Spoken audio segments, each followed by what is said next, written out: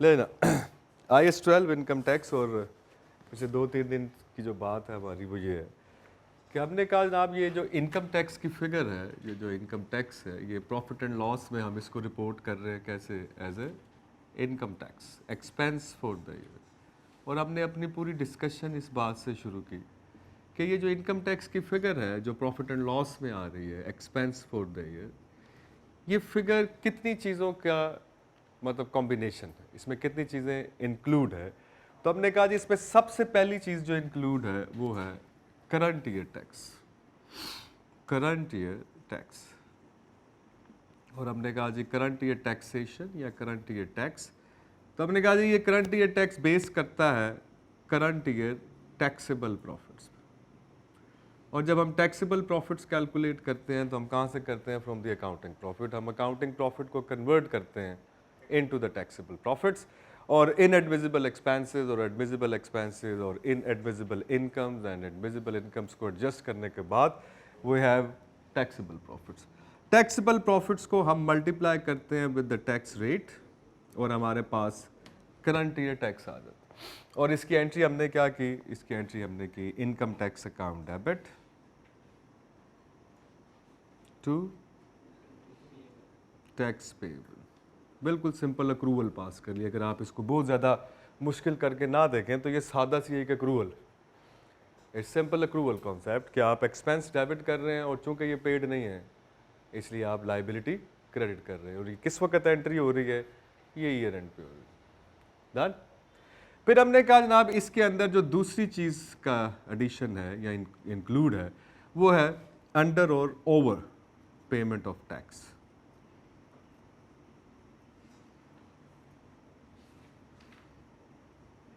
तो हमने कहा जनाब नॉर्मल तरीका ये है कि जो भी आप टैक्स है जो आपने किसी भी साल के एंड पे लिया है वो नेक्स्ट अकाउंटिंग ईयर में पे होता है, in the following accounting year. तो जब टैक्स की पेमेंट होती है तो हमने कहा जनाब at the time of the payment of tax हम क्या कर रहे हैं कि ये जो आपने लाइबिलिटी ली थी इसको आप डेबिट कर रहे हैं, tax payable account debit to cash या बैंक अकाउंट क्रेडिट। तो हमने कहा जनाब अगर इन दोनों अमाउंट्स में कोई फ़र्क है तो वो अंडर या ओवर।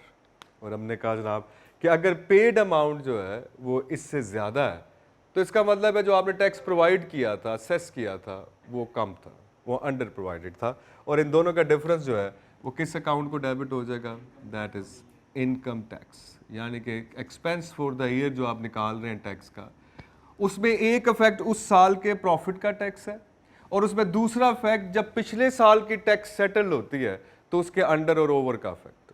अगर अंडर प्रोवाइडेड है तो ये इसको इंक्रीज कर देगी, अगर ओवर प्रोवाइडेड है तो ये इसको डिक्रीज कर देगा, क्योंकि इनकम टैक्स अकाउंट क्या हो रहा होगा, ओवर प्रोविजन में क्रेडिट हो रहा होगा। तीसरा फैक्ट हमने कहा जनाब इसके अंदर है मूवमेंट इन डेफर्ड टैक्स,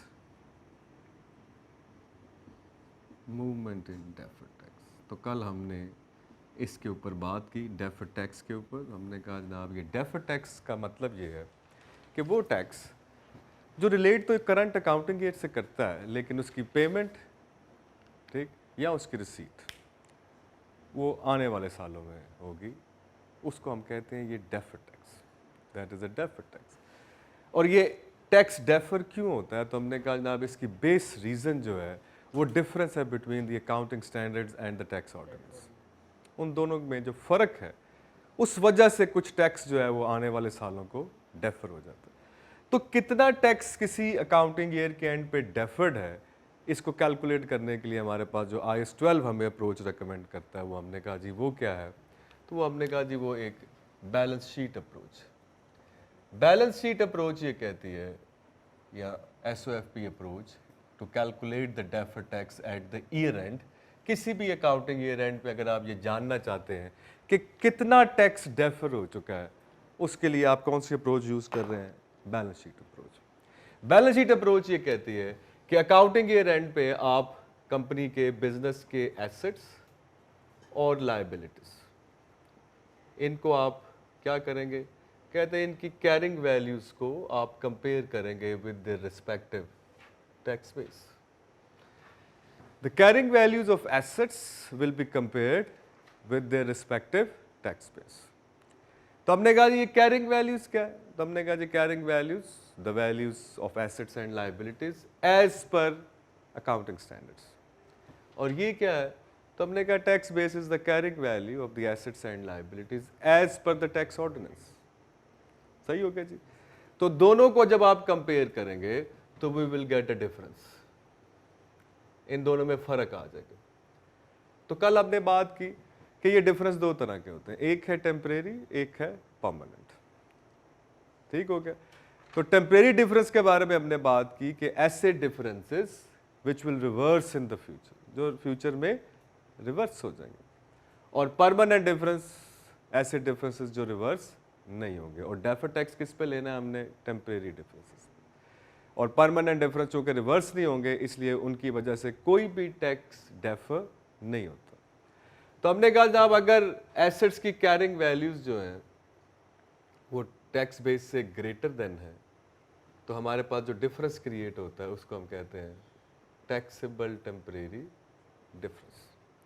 और अगर ये रिलेशनशिप है तो ये कौन सा डिफरेंस है, डिडक्टेबल टेम्परेरी डिफरेंस। और लायबिलिटीज की सूरत में अगर लायबिलिटी की कैरिंग वैल्यू ग्रेटर देन है टैक्स बेस से, तो ये डिफरेंस है डिडक्टेबल टेम्परेरी डिफरेंस, और इधर है टैक्सेबल टेम्परेरी। तो हमने कहा जी ये जो डिफरेंसेस हैं, टैक्सेबल से क्या मुराद है, तो हमने कहा जनाब ये वो डिफरेंसेस हैं जब ये क्रिएट हो रहे होते हैं तो ये एंटिटी की फ्यूचर टैक्स लायबिलिटी इंक्रीज कर रही होती है। ठीक। डिडक्टेबल डिफरेंस क्या करते हैं, जब ये क्रिएट होते हैं तो ये एंटिटी के फ्यूचर टैक्स लायबिलिटीज को या कम कर रहे हैं या डेफर टैक्स एसेट क्रिएट कर रहे हैं, तो इसको हम क्या कहते हैं, ये डिडक्टेबल टेम्परेरी डिफरेंस। ठीक हो गया जनाब। तो ये दो तरह के डिफरेंस, कल मैंने आपको समझाया था कि just remember this one relationship where the carrying value of the asset is greater than the liabilities. तो डिफरेंस जो आएगा उसकी नेचर क्या है, टैक्सेबल टेम्परेरी डिफरेंस। इसको आप मल्टीप्लाई कर दें विद द टैक्स रेट, तो आपके पास क्या आ जाएगा, we will have deferred tax liability required, जो ईयर एंड पे रिक्वायर्ड।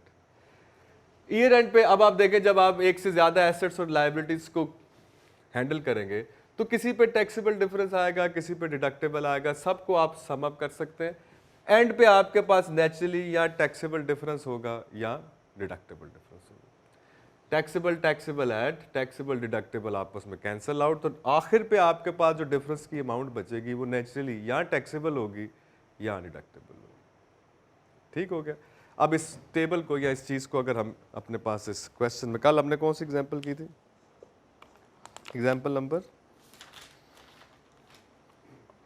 4 की थी, नहीं जी कैलकुलेशन पे आ जाए, एग्जाम्पल नंबर 5 पे आ जाए। एग्जाम्पल नंबर 5 कहता है जनाब क्या होती है टैक्स बेस और कैरिंग वैल्यू। तो हमने कहा जी carrying values as per the, हमारे पास जो है एज पर स्टैंडर्ड, और टैक्स बेस क्या है एज पर टैक्स ऑर्डिनेंस। कहता है जी current liabilities include, example number 5, calculate the tax base for each of the following liability separately. हर एक की अगर आप कैलकुलेट करें तो हम कहते हैं जनाब क्या है जी टैक्स बेस क्या है। कहते हैं the current liabilities include interest revenue received in advance. सही हो गया जी। With the carrying amount of ₹100, the related interest revenue was taxed on a cash basis already. ठीक हो गया। कहते हैं जनाब ये हमारे पास जो इसकी रिलेटेड लायबिलिटी है, ठीक, कि जनाब ये जो पैसे हमारे पास हैं, the related interest revenue was taxed on cash basis already. है जी डिडक्टेबल टेम्परेरी डिफरेंस कैसे,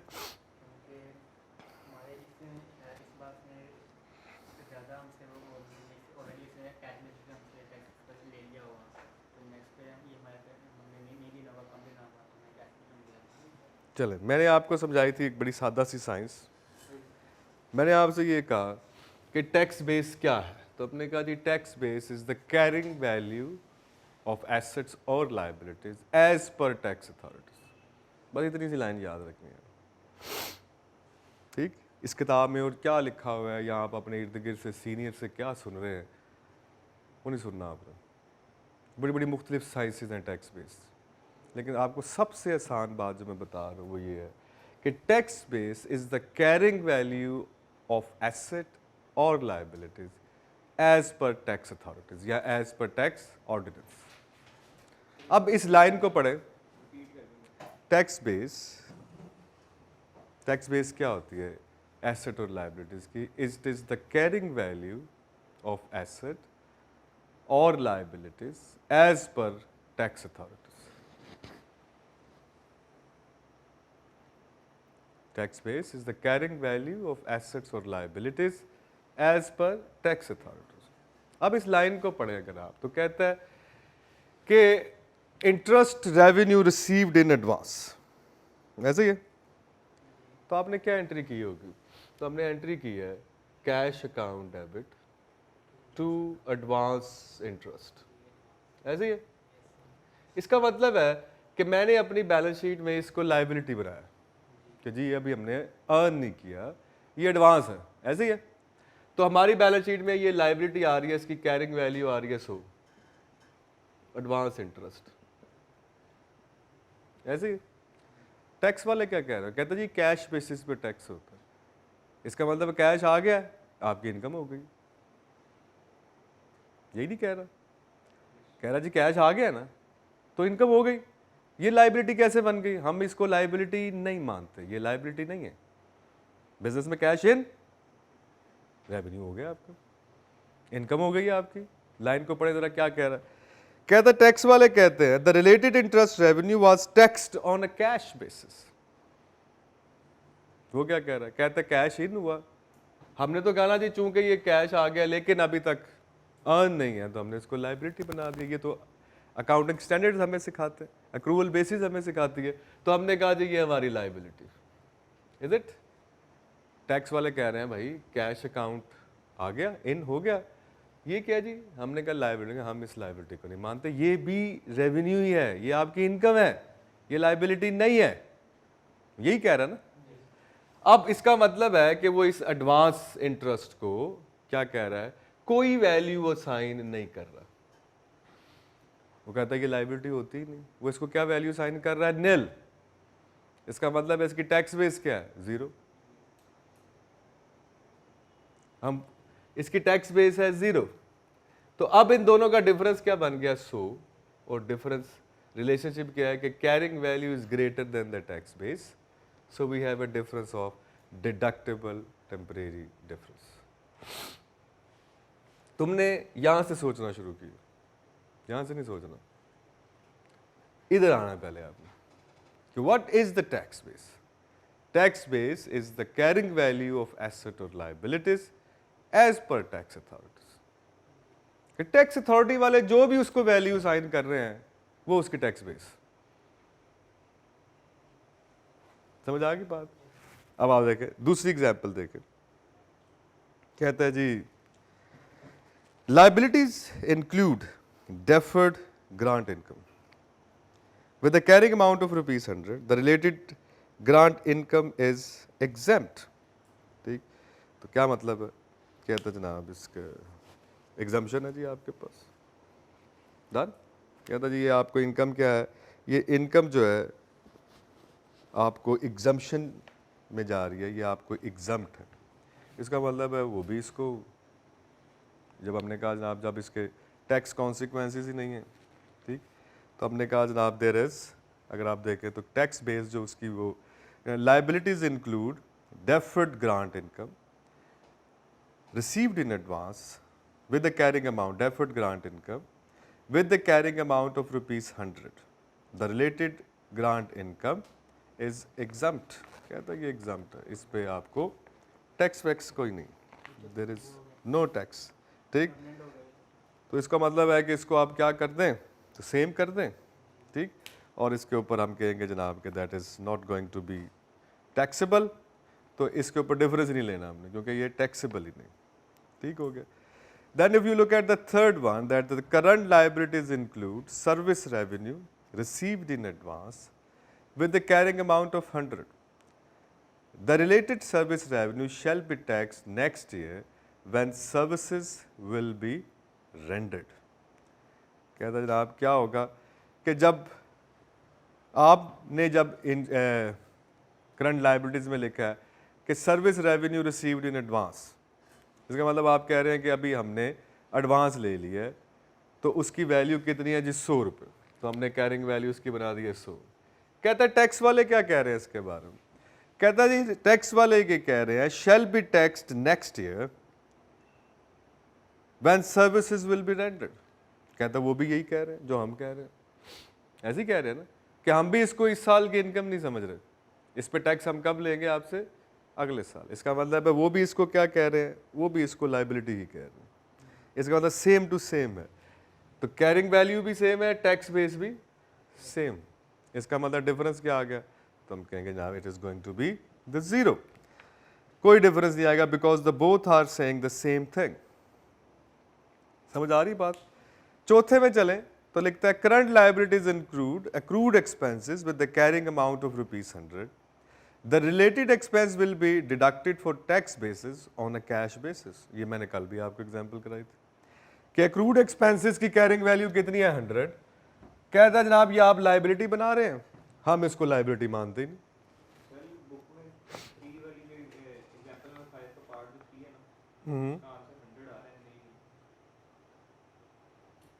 टैक्स बेस 100 आ रहा ना, तो हमने 100 ही निकाला।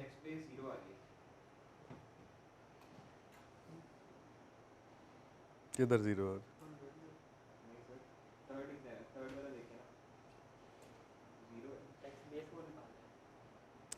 100 नहीं लिखे यार,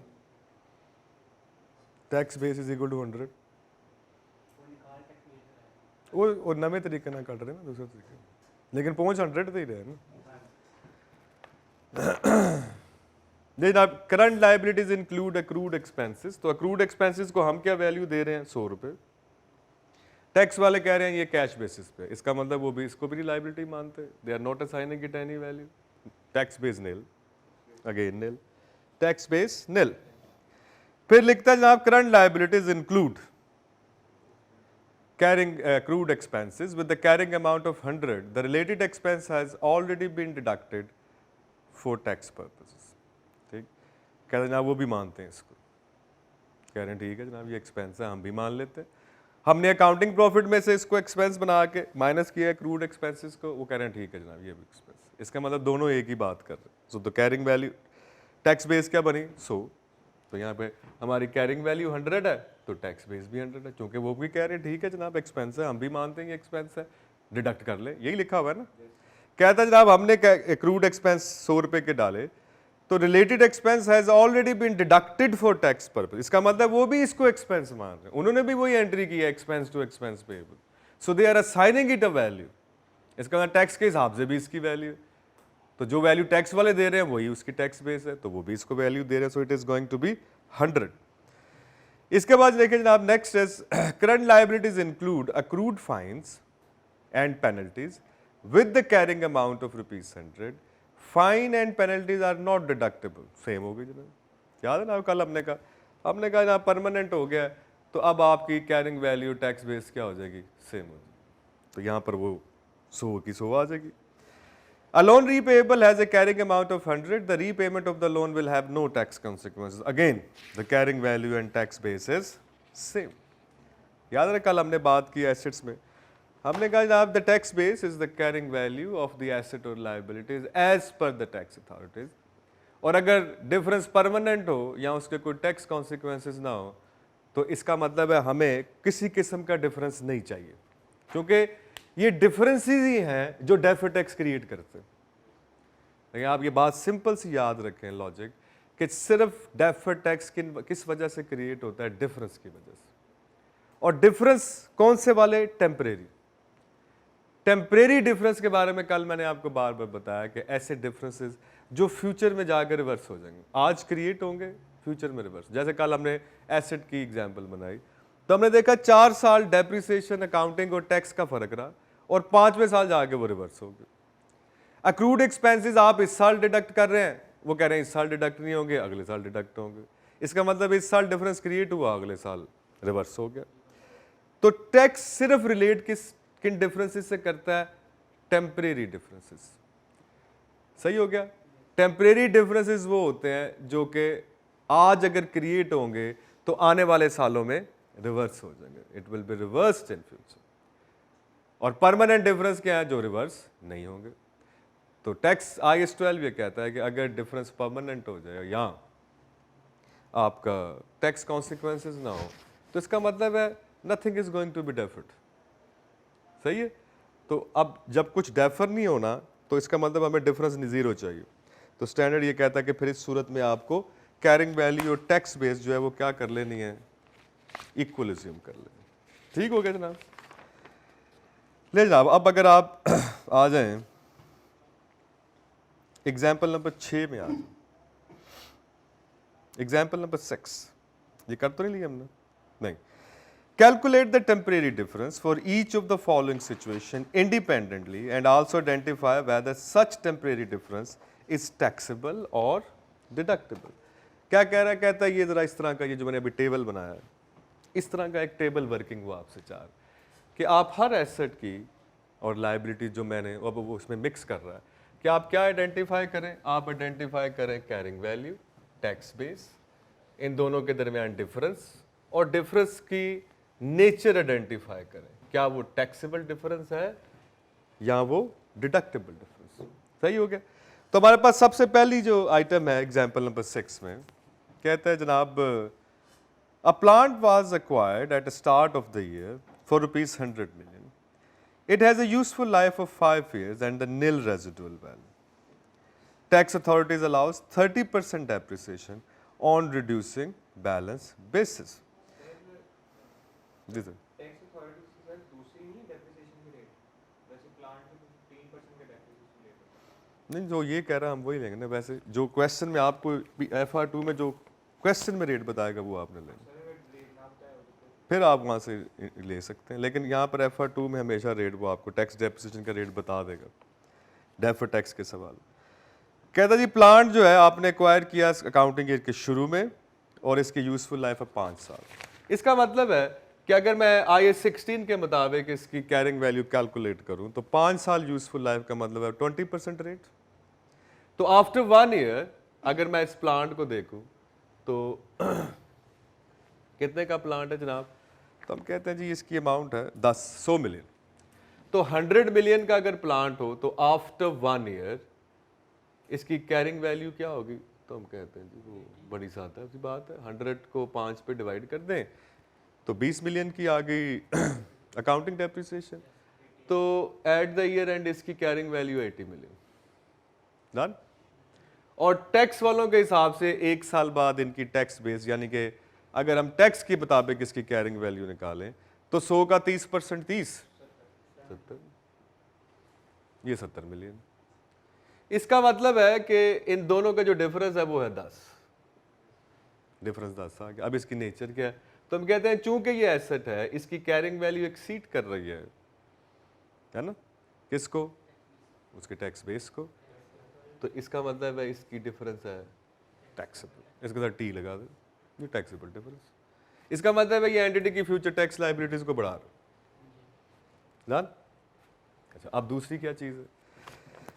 कहता जी an inventory costing 10 million was written down to its NRV of rupees 8 million.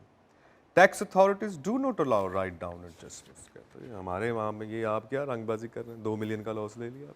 यही कह रहा ना वो, 10 मिलियन की इन्वेंट्री थी, आपने IAS 2 को यूज़ करते हुए उसको बैलेंस शीट में लिखा है inventory should be measured at the lower of 10 और 8, तो हमने 8 पे लिख लिया। इसका मतलब है हमारे पास जो फाइनेंशियल स्टेटमेंट में इन्वेंट्री की वैल्यू आ रही है वो 8 है, क्योंकि हमने तो IAS 2 को फॉलो करना है। हम तो 10 नहीं लिखेंगे, हम इसको कितने पे लिखेंगे? 8 पे। टैक्स वाले कहते हैं ये जो आपने लॉस रिकग्नाइज किया ना, ये हमारे यहाँ ऐसा कोई लॉस नहीं। तो इसका मतलब वो इसको क्या वैल्यू दे रहे हैं? 10, वो इसको 10 दे रहे हैं। अब डिफरेंस 2 का है, लेकिन सिचुएशन क्या है कि carrying value is less than the tax base, difference to deductible. Difference की नेचर क्या है जी? डिडक्टेबल। ठीक हो गया। आगे चलते हैं। तीसरा क्या है? कहता जी, a provision for litigation has been recognized at ₹4 million. The tax authorities will only allow the expense only when paid. हमने एंट्री कर ली जनाब प्रोविजन फॉर लिटिगेशन, तो हमने जनाब फाइनेंशियल स्टेटमेंट में एंट्री कर ली profit and loss account debit provision for litigation credit, यही एंट्री की 37 में। और हमारी बैलेंस शीट में लाइबिलिटी आ गई प्रोविजन फॉर लिटिगेशन, अमाउंट है इसकी कितनी 4 मिलियन है जी 4। टैक्स वाले कह रहे हैं कि भाई नहीं, जितनी पेमेंट होगी वो क्लेम कर लीजिएगा, ये कोई रंगबाजी हम नहीं बर्दाश्त करेंगे। सो टैक्स बेस इज निल, इसका मतलब है carrying value is greater than the tax base and the difference is 4। और चूंकि ये लाइबिलिटी है, इसकी डिफरेंस की नेचर क्या है, इट्स डिडक्टेबल। डन, समझ आ रही बात। नंबर 4 पे चलते हैं जनाब। कहता जी द फाइनेंशियल लाइबिलिटी जो है has been measured at the fair value of 7 million. However, the tax base of this liability is 8 million. तो वो खुद ही उसने बता दी।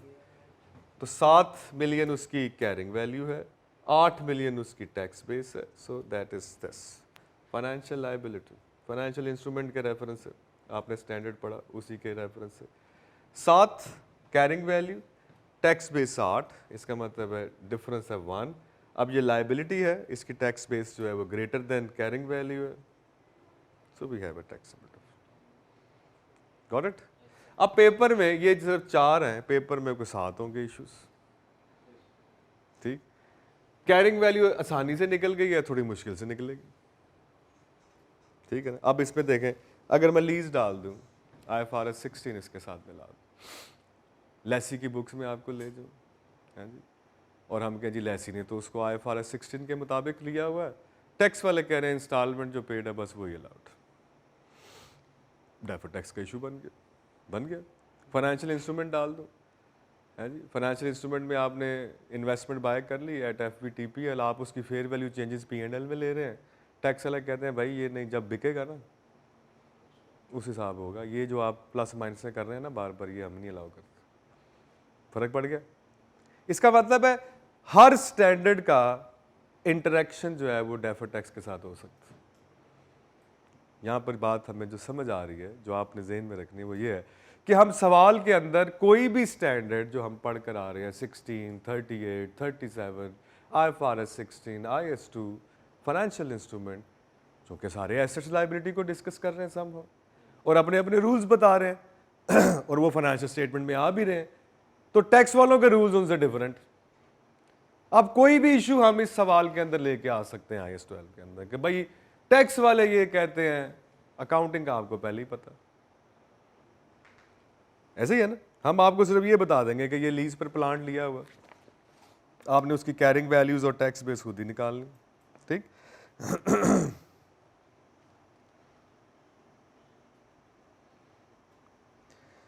ले जना, ये हमारे पास आ गया, that is the story.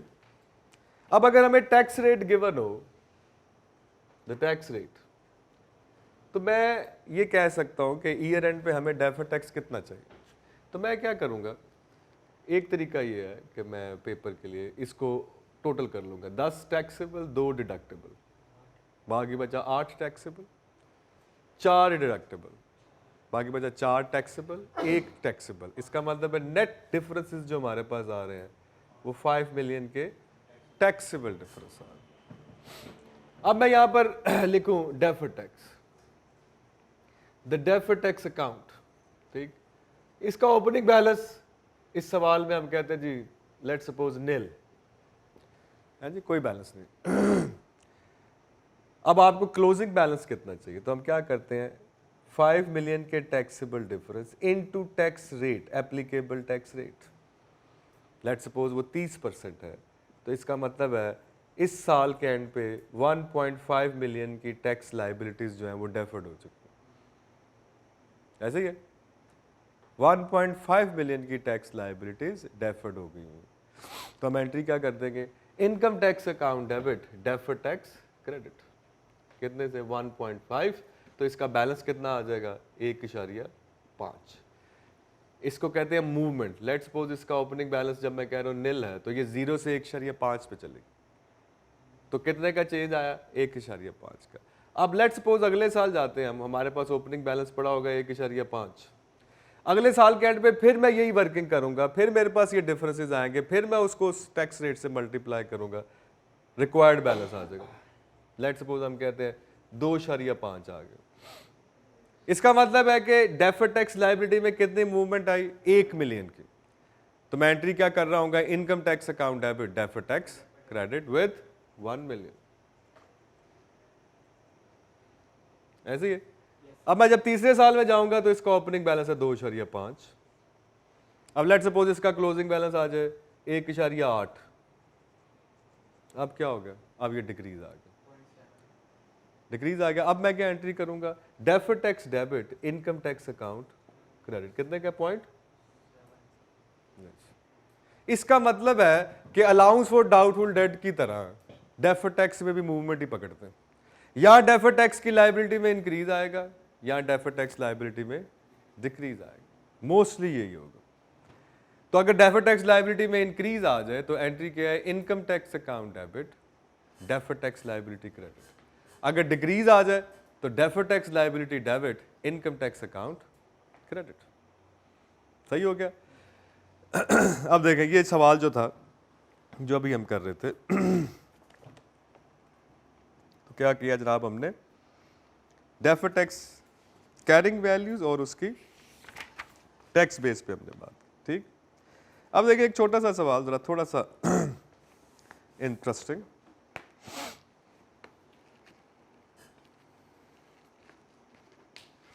Example number 9 पे जरा अगर आप एग्जाम्पल नंबर 9, अब आपको ये एग्जाम लेवल का क्वेश्चन, ये पेपर में आया हुआ सवाल।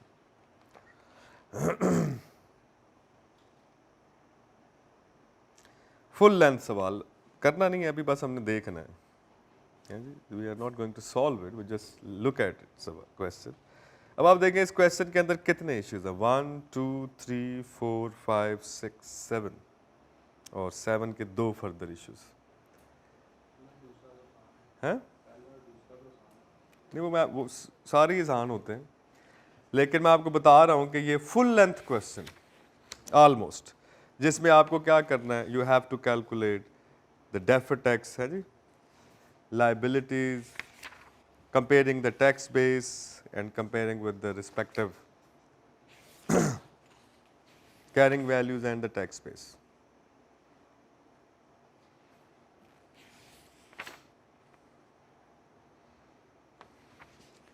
ले जनाब एक छोटा सा पेज पे आ जाए, 370, page number 370।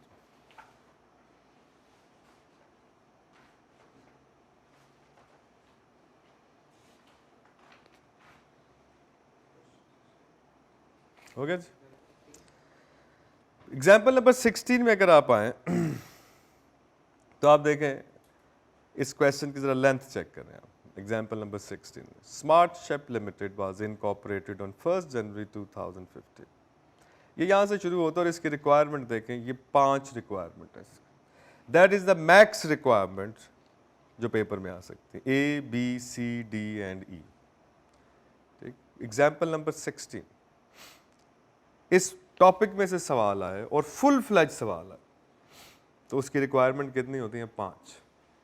A requirement, calculate the current tax, ये कैसे निकलेगा, तो हमने जो पहला कॉन्सेप्ट पढ़ा, करंट टैक्स कैलकुलेट करने के लिए हमें टैक्सेबल प्रॉफिट चाहिए, तो multiply with the tax rate, पहली रिक्वायरमेंट वो ये करेगा। दूसरी, calculate the deferred tax balance that is required in the statement of financial position. इसका मतलब है ये टेबल बनेगा,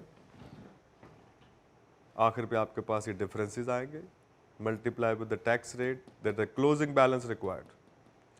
फिर prepare a note showing the movement on the deferred tax account, यानी कि आप ये नोट बनाएं, ओपनिंग डेफर्ड टैक्स लायबिलिटी कितनी थी, क्लोजिंग कितनी थी, इंक्रीज आया कि डिक्रीज आया।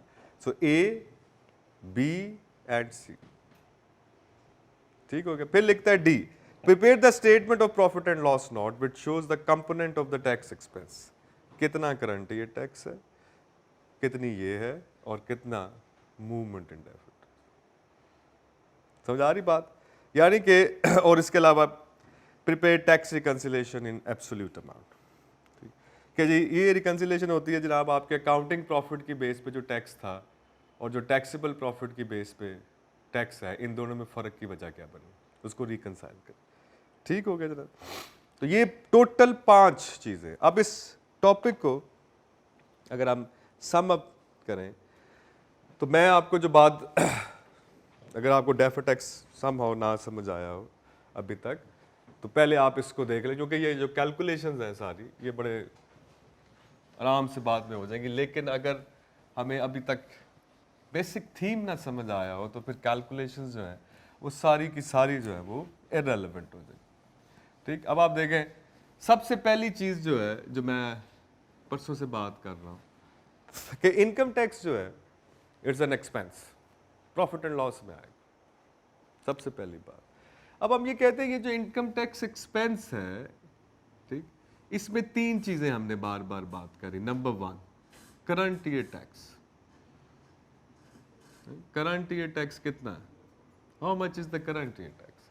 तो कहते हैं जी करंट ईयर टैक्स जो है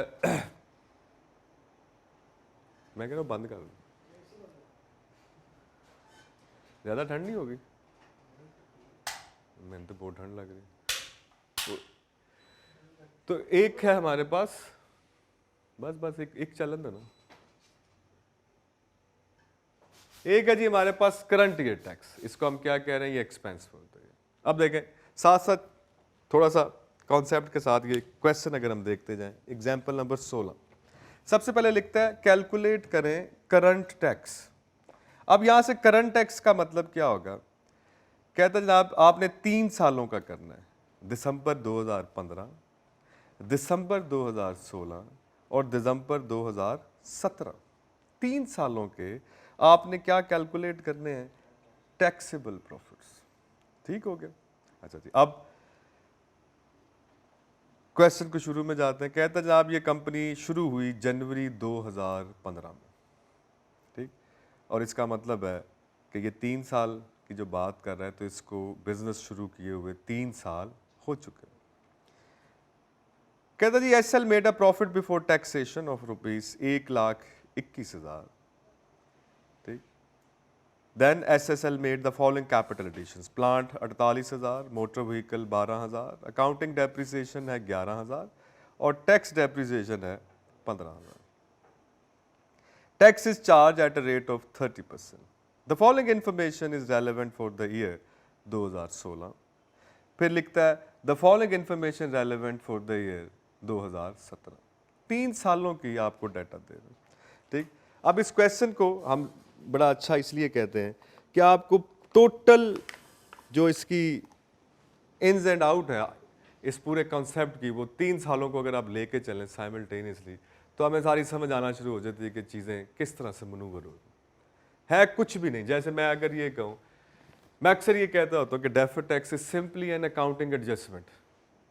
जैसे मैंने कल आपको बताया कि अगर आप एक छोटी सी एंट्री को समझ जाएं, जैसे मैंने करंट ईयर टैक्स की एंट्री की, तो मैंने कहा जी ये है income tax account debit to tax payable, ऐसे ही। अब ये टैक्स पेएबल जो है, अगर मैं ये कहूं कि जनाब ये है taxable profit into tax rate, ये फिगर आ गई। Income tax expense for the year accrual basis पे, जो हमारा कॉन्सेप्ट है आईएएस का, तो उसके हिसाब से अगर मैं इनकम टैक्स का अपना एक्सपेंस कैलकुलेट करूं तो ये बनता है अकाउंटिंग प्रॉफिट जो हमारे हिसाब से निकला है इनटू टैक्स रेट, ऐसे ही। अब ये दोनों चूंकि टैक्सेबल प्रॉफिट और अकाउंटिंग प्रॉफिट में फर्क है, तो ये जो 2 फिगर्स आएंगी इन दोनों में फर्क होगा कि नहीं फर्क होगा। अब फॉर एग्जांपल हम कहते हैं कि यार यहां पर फिगर आ रही है 1000, यहां पे फिगर आ रही है 1200। इसका मतलब हमारे हिसाब से हमारा टैक्स एक्सपेंस बनता था 1200, टैक्स वालों ने इसमें से 1000 लिया है, इसका मतलब है 200 ये आने वाले सालों में लेंगे, छोड़ना तो नहीं है ना इन्होंने। इसका मतलब है 200 जो है ये क्या है, ये डेफर्ड टैक्स लायबिलिटी, इस साल का एडिशन, डेफर्ड टैक्स लायबिलिटी। और अगर सिचुएशन वाइस वर्सा हो जाए कि यहाँ पर आ जाए 1200 और हमारे हिसाब से बनता है 1000, इसका मतलब है ये हमसे 1200 रुपये मांग रहे हैं, लेकिन हमारे हिसाब से टैक्स बनता था 1000, 200 रुपये एक्स्ट्रा ले रहे हैं। तो उस एक्स्ट्रा का कोई बेनिफिट कहते हैं हाँ आने वाले सालों में आपको इस पर रिलीफ मिल जाएगा। इसका मतलब है कि ये जो एक्स्ट्रा 200 हम दे रहे हैं ये डेफर्ड टैक्स एसेट। अगर आपको ये एंट्री समझ आ रही है, पूरा टॉपिक इस एंट्री के अंदर है सारा का सारा। चूंकि जो डेफर्ड टैक्स होता है वो इन दोनों के डिफरेंसेस हैं जिसकी वजह से टैक्स डेफर हो रहा है। अकाउंटिंग प्रॉफिट के और टैक्सेबल प्रॉफिट्स के दरमियान जो डिफरेंसेस हैं, जो टेम्परेरी है, जो परमानेंट है वो तो ज़ाहिर नहीं करेंगे, वो तो जो देना दिलाना था वो चला गया। लेकिन जो टेम्परेरी डिफरेंसेस हैं जो इसके अंदर बिल्ट इन हो रहे हैं हर साल, उनकी वजह से टैक्स डेफर होता जा रहा है। अगर हम प्रॉफिट्स किसी एक साल के कंपेयर करके डेफर टैक्स निकालें तो ये किसी एक साल का है, लेकिन जब हम कैरिंग वैल्यूज और टैक्स बेस बैलेंस शीट से लेते हैं तो चूंकि बैलेंस शीट में इन चीज़ों के बैलेंसेस आ रहे हैं, तो वहां पर वो जो डिफरेंस हर साल के थे वो उनकी वैल्यूज में इकट्ठे कम्युलेट होकर रिफ्लेक्ट हो रहे। ठीक, तो हम क्या करते हैं कि जब इनको कंपेयर करते हैं तो हमारे पास ईयर एंड के डिफरेंसेस आ जाते हैं। इसका मतलब है पिछले जितने सालों के डिफरेंस हैं वो इसके अंदर इकट्ठे हुए हैं। ऐसे ही है, वो हमने क्लोजिंग बैलेंस ले लिया। और ओपनिंग बैलेंस में क्या होता है, जो साल के शुरू में यानी कि पिछले साल तक के डिफरेंसेस थे। इसका मतलब है कि इन दोनों के दरमियान क्या है, करंट ईयर डिफरेंस। जो करंट ईयर डिफरेंस क्रिएट हुए उनकी वजह से जो फर्दर टैक्स डेफर हुआ है वो ये। मेरी बात समझ आ रही? Getting my point?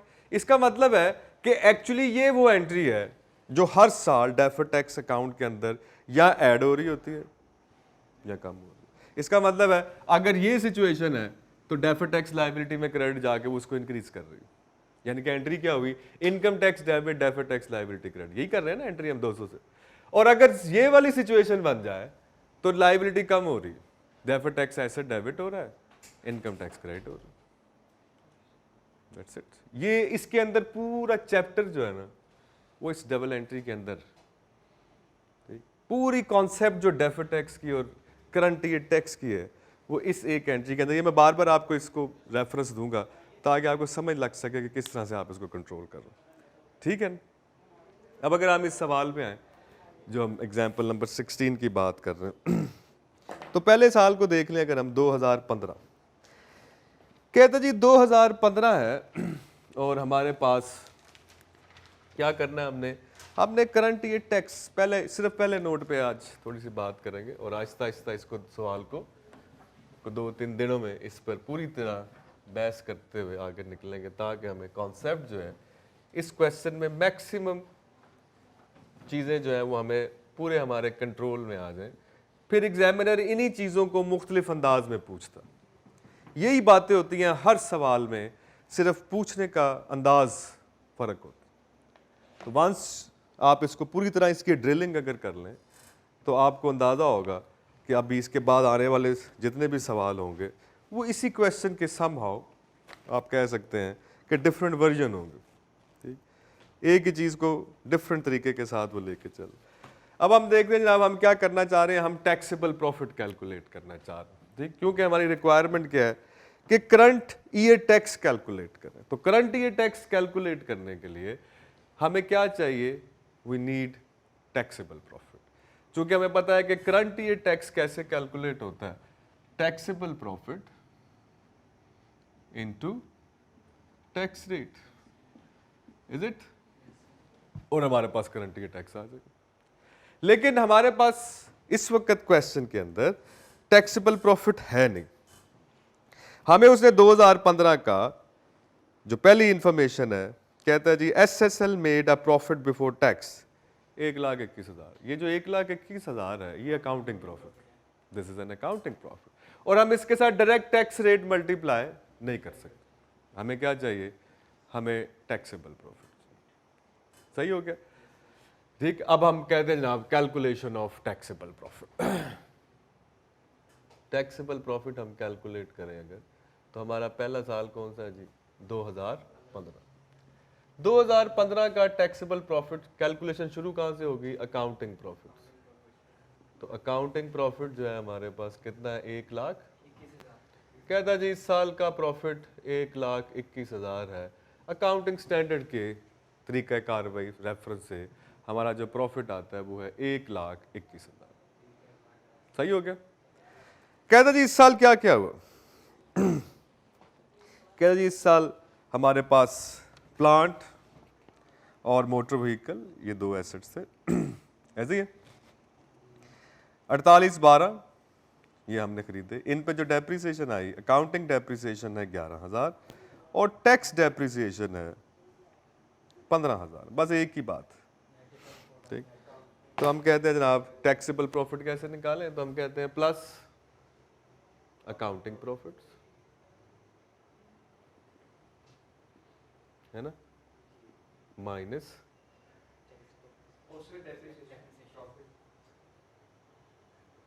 Accounting depreciation minus tax depreciation.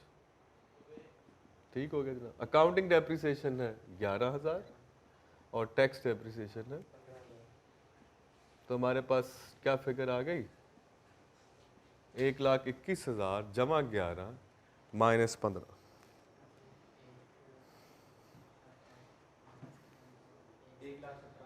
एक लाख, ये क्या आ गया जी, हम कहते हैं ये हमारे पास आ गया टैक्सेबल प्रॉफिट। सही हो गया। इसका मतलब करंट ईयर टैक्स कितना निकला, तो हम कहते हैं taxable profit 1,17,000 into applicable tax rate कितना, 30% इंटू 30%, 35,000 हो गया। अब जरा इधर आ जाएंगे जिधर मैं आपको पहले लेके गया। इसका मतलब ये हुआ कि सिर्फ एक ही फर्क है, और ये फर्क कौन सा है, तो हम कहते हैं ये फर्क वही है, टेम्परेरी है। ऐसे ही है ना, डन। अब हम कहते हैं अच्छा now calculate just apply how much tax has been deferred. हम कहते हैं बड़ा सादा सा तरीका। अगर आप देखें तो टैक्स पेएबल कितना बना, टू टैक्स पेएबल, जो कि हमने कैलकुलेट किया किस बेस पे, हमने कैश पे किया टैक्सेबल प्रॉफिट 1,17,000 इंटू 0.3 30%, और ये बन गया 35,100। ऐसे ही अगर हम अपने अकाउंटिंग प्रॉफिट पे बेस करके इनकम टैक्स एक्सपेंस निकालें तो वो बनता है 1,21,000 इंटू 30%, कितना आ गया, 36,300। अब देखें डिफरेंस हाउ मच, इसका मतलब है 1,200 का टैक्स जो है वो इस साल डेफर हो गए, टू डेफर टैक्स लायबिलिटी। पहले साल जो टैक्स डेफर हुआ है वो 1,200। हम कहते हैं प्रूव करें जी कैसे, हाउ मच, तो हम कहते हैं कर लेते हैं प्रूव। ठीक, कैसे प्रूव करें, तो हम कहते हैं जनाब हमारे पास जो टैक्स है जो हमारे एसेट्स हैं उनकी टोटल कैरिंग वैल्यू जो बनती है हमारे हिसाब से 2015 में एसेट्स की कैरिंग वैल्यू कितनी बनती है, तो हम कहते हैं 28 जमा 12 माइनस 11, यही बनेगी ना कि नहीं, 48 जमा 12 माइनस 11, यही बनेगी ना कैरिंग वैल्यू ऑफ पीपीई। उसी की वजह से फर्क है ना, उसी का फर्क है बस, बाकी तो उसने कोई डिस्कस ही नहीं की। इसका मतलब है पीपीई का फर्क आ रहा है। इसकी कैरिंग वैल्यू कितनी बनती है, 48 जमा 12, दो एसेट्स इकट्ठे हो गए, माइनस अकाउंटिंग डेप्रिसिएशन 11, तो ये बन गया जनाब 49, 49। तो टैक्स बेस कितनी है, तो टैक्स बेस हम कहते हैं जी carrying value as per tax, तो उन्होंने कितनी डेप्रिसिएशन ली है, 15, तो 48 जमा 12 माइनस 15 कितने आ गई, 40।